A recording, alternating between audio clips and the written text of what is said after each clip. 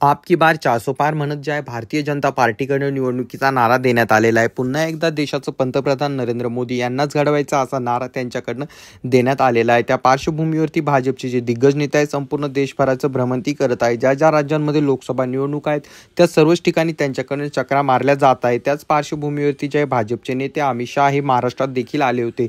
महाराष्ट्राच्या लोकसभा निवडणुकीच्या ज्या जागा आहेत त्या लढविण्यासाठी व या ठिकाणी सूत्र हलविण्यासाठी ते आले होते. त्याच पार्श्वभूमीवरती जे त्यांनी जवळपास महाराष्ट्रामधील 30 जागा लढवायचं असं ठरविलेलं दिसत आहे. त्यामुळे एक प्रकारे अमित शहा आणि भाजपने एकनाथ शिंदे व त्यासोबत अजित पवार यांचा करेक्ट कार्यक्रम केलाय की काय असं बोललं जात आहे. कारण जवळपास जर 30 जागा तेच लढले तर बाकी जागा उरतातच किती असं वक्तव्य केलं जात आहे. आणि ज्या जागा ते जिंकू शकतात फक्त तेवढ्याच जागा द्यायचं असं त्यांनी ठरविलेलं आहे.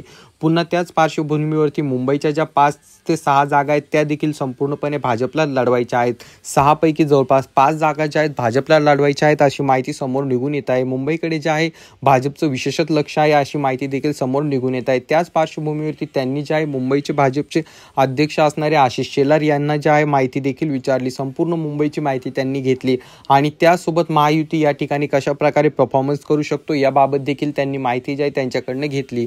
गोपाल शेट्टी व त्यासोबत पूनम महाजन यांच्या जागांवरती दुसरं कोणाला दिलं जाऊ शकतं का, जर दिलं तर त्यांचे जिंकण्याचे चान्सेस किती असतील ही संपूर्ण माहिती जी आहे त्यांच्याकडे जमा केली गेली आहे. आणि त्याच पार्श्वभूमीवरती अमित शहा हे जे आहेत महाराष्ट्रात आले होते. परंतु इथे जे त्यांनी जो प्रस्ताव अजित पवार आणि एकनाथ शिंदे यांच्या समोर ठेवला तो त्यांना मान्य नाही. त्यामुळे मुंबईच्या जागा असतील किंवा इतर ज्या जागा असतील यांचा निर्णय जो आहे फक्त दिल्लीतच होणार आहे असं बोललं जात आहे. एकनाथ शिंदे यांनी जे मुंबईच्या जागा आहेत या ठिकाणी संपूर्ण म्हणजे 6 पैकी 5 जागा ज्या भाजपला लढायच्या त्याला कडाडून विरोध केलेला आहे. त्यामुळे इथल्या जागांचा निर्णय दिल्लीतूनच घेतला जाणार आहे असं बोललं जात आहे.